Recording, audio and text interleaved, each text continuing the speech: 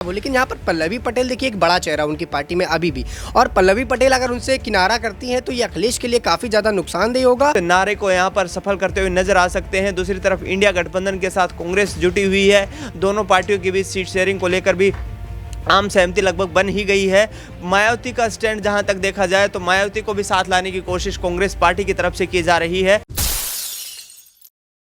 नमस्कार, मैं नाज़मीन खान और आप देख रहे हैं SPN 9 न्यूज़। आप सभी का बहुत बहुत स्वागत है मेरे खास प्रोग्राम बात सच की में। समाजवादी पार्टी की एक विचारधारा है, वो विचारधारा है कि हमें पिछड़ों वर्गों के बारे में सोचना है, हमें दलितों के बारे में सोचना है, हमें उन वर्गों के बारे में सोचना है जिसके बारे में भारतीय जनता पार्टी ने कभी नहीं सोचा। जब भारतीय जनता पार्टी हिंदुत्ववाद का कार्ड खेलती हुई उत्तर प्रदेश में नजर आती है तो वहीं समाजवादी पार्टी कहती है कि हम पीडीए की विचारधारा पर चलेंगे। पीडीए यानी कि पिछड़ा, दलित और अल्पसंख्यक वर्ग के बारे में सोचा जाएगा। लेकिन इसी मुद्दे के जरिए अब समाजवादी पार्टी घिरती हुई नजर आ रही है। इसी मुद्दे के जरिए अब उनकी पार्टी से कई दिग्गज नेता, कई बड़े बड़े चेहरे समाजवादी पार्टी से किनारा करते हुए नजर आ रहे हैं, जिसको लेकर यह कहा जा रहा है कि क्या समाजवादी पार्टी लोकसभा चुनाव से पहले ही टूट जाएगी। क्या समाजवादी पार्टी जो लोकसभा चुनाव से पहले इंडिया गठबंधन को मजबूती के साथ उत्तर प्रदेश में पेश करने वाली थी, क्या वही समाजवादी पार्टी अब अपनी पार्टी का अस्तित्व ही नहीं बचा पाएगी। ये सवाल इसलिए भी उठ रहे हैं क्योंकि सबसे पहले रालोद प्रमुख जयंत चौधरी ने यहां पर समाजवादी पार्टी का दामन छोड़ा। उसके बाद समाजवादी पार्टी के महासचिव पद से स्वामी प्रसाद मौर्य ने इस्तीफा दिया। उसके बाद पल्लवी पटेल का जिक्र करें तो राज्यसभा प्रत्याशियों को लेकर वो यहाँ पर परेशान नजर आई और उनकी एक मांग थी कि अखिलेश यादव जिस विचारधारा को लेकर आगे चल रहे थे उस विचारधारा पर टिके नहीं, और इसी की वजह से अब अखिलेश यादव लोकसभा चुनाव से पहले मुश्किलों में आ गए हैं। तो क्या पल्लवी पटेल का जो जिक्र किया जा रहा है, जो अपना दल का मेरावादी की हैं, तो क्या ऐसे में देखा जाए कि वो भी अखिलेश यादव का साथ छोड़ती हुई नजर आएंगी? क्या स्वामी प्रसाद मौर्य जिस तरीके से महासचिव पद से इस्तीफा दे देते हैं, क्या वो भी अखिलेश यादव का साथ छोड़ते हुए नजर आएंगे? इससे जुड़े हुए तमाम सवाल जहन में आते हैं। न्यूज़ रूम में मौजूद हैं, अपने सहयोगियों से जानने की कोशिश करेंगे कि आखिरकार लोकसभा चुनाव से पहले उत्तर प्रदेश में क्या कुछ घटता हुआ नजर आ रहा है। आकाश मेरे साथ मौजूद है। आकाश, आपका बहुत बहुत स्वागत है। आकाश, जिस तरीके से देखें कि समाजवादी पार्टी से पहले जयंत चौधरी ने किनारा लगा दिया, उसके बाद देखा जाए तो पल्लवी पटेल का जिक्र करें, वो ये कहती है कि आपने जो राज्यसभा प्रत्याशी उतारे हैं, जिन 3 नामों का वो जिक्र करती हुई नजर आती हैं, उसमें जया बच्चन का जब नाम सामने आता है तो वो ये कहती हैं कि अखिलेश यादव तो ये कहते हैं कि हम पिछड़ों के बारे में सोचते हैं, हम दलितों के बारे में सोचते हैं, हमारी पार्टी का मकसद ही है कि ऐसी विचारधारा को लेकर आगे चले। लेकिन जब आप राज्यसभा उम्मीदवार को उतारते हैं तो जया बच्चन जैसा नाम सामने आता है, आलोक का नाम सामने आता है, तो इससे खफा है पल्लवी पटेल और सीधे तौर पर कहती हैं कि वोट नहीं दूंगी। तो क्या पल्लवी पटेल अखिलेश यादव से हटना चाहती हैं, उसकी पार्टी से हटना चाहती हैं, किनारा लगाना चाहती हैं? और ऐसे में अगर पल्लवी पटेल हटेंगी तो क्या भारतीय जनता पार्टी की तरफ बढ़ती हुई नजर आएंगी? क्या लगता है? वाकई में देखिए सपा की मुसीबतें लगातार बढ़ी हैं। जैसे ही सपा ने यहाँ पर इंडिया गठबंधन में दाखिला किया, उसके बाद तमाम टूट फूट देखने को मिली, और उसके बाद एक के बाद उनके नेता जा रहे हैं। जिस तरह जयंत चौधरी के जाने के बाद यहाँ पर पल्लवी पटेल की बात शुरू हो गई। देखिए, पल्लवी पटेल राज्यसभा जाना चाहती है और कहीं ना कहीं वो चाहती हैं कि अगर उनकी पार्टी से जुड़ी हैं तो राज्यसभा में उनको मौका मिला, लेकिन उनको वो मौका दिया नहीं जा रहा। जया बच्चन, आलोक को मौका दे रहे हैं, और पल्लवी का साफ तौर पर मानना भी यही है कि जब आप पीडीए की बात करते हैं, पिछला दलित अल्पसंख्यक, तो फिर उन नेताओं को मौका क्यों नहीं देते, उन लोगों को मौका क्यों नहीं देते कि आप सिर्फ एक फॉर्मूला लेकर चलते हैं। जब आप पीडीए का फॉर्मूला बना रहे हैं उत्तर प्रदेश में, उसी हिसाब से उसको फॉलो कीजिए, उसी हिसाब से आप काम करिए। लेकिन आप यहाँ पर जया बच्चन को मौका देते हैं तो कहीं ना कहीं पल्लवी पटेल इस बात से काफ़ी ज़्यादा रुष्ट है, और हो सकता है कि आने वाले वक्त पर उनको छोड़ भी दे, क्योंकि देखिए यहाँ पर अब सपा के पास कुछ बचा नहीं। मुलायम सिंह के जाने के बाद यहाँ पर सपा के पास कुछ बचा नहीं, और यहाँ पर अखिलेश यादव कुछ खासा कर भी नहीं पा रहे अपनी पार्टी के लिए।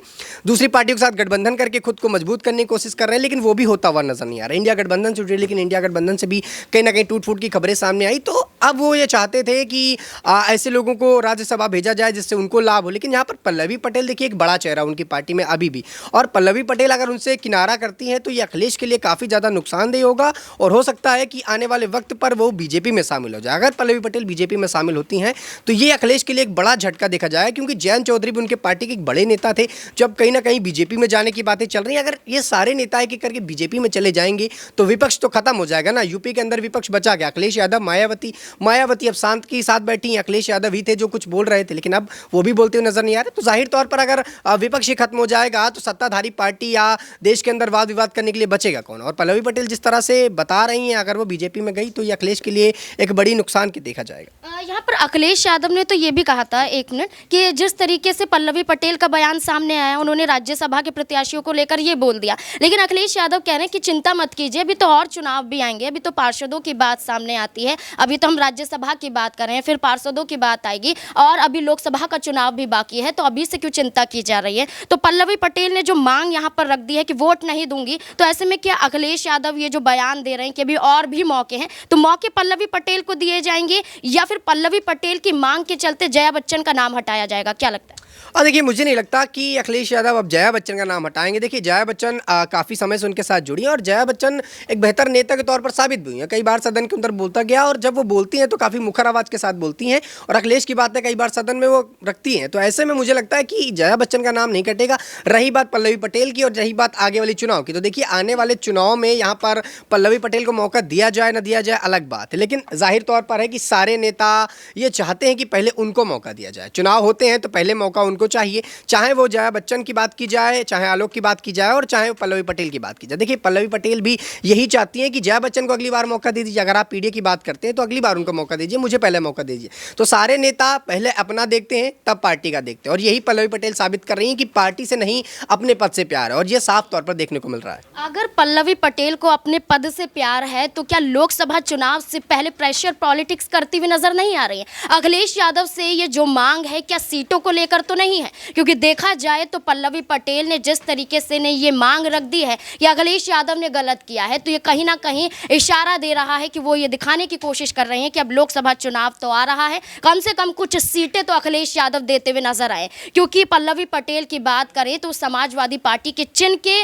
बदौलत ही चुनावी मैदान में उतरती हुई नजर आई थी। अब मेरे साथ यहाँ पर दिनेश मौजूद हैं, जानने की कोशिश करेंगे। दिनेश, क्या लगता है कि पल्लवी पटेल की एक मांग और भी है कि यहाँ पर कम से कम 4 से 5 सीटें उन्हें दी जाए, लेकिन समाजवादी पार्टी की तरफ से भी ये कोई भी जिक्र होता हुआ नजर नहीं आ रहा है। तो क्या पल्लवी पटेल यहाँ पर प्रेशर डालने की कोशिश कर रही हैं कि अभी से मैं यहाँ पर दबाव डालती हूँ, अखिलेश यादव ये मांग नहीं मांगे तो कम से कम सीटों को लेकर तो मांग मांगते हुए नजर आएंगे, क्या लगता है?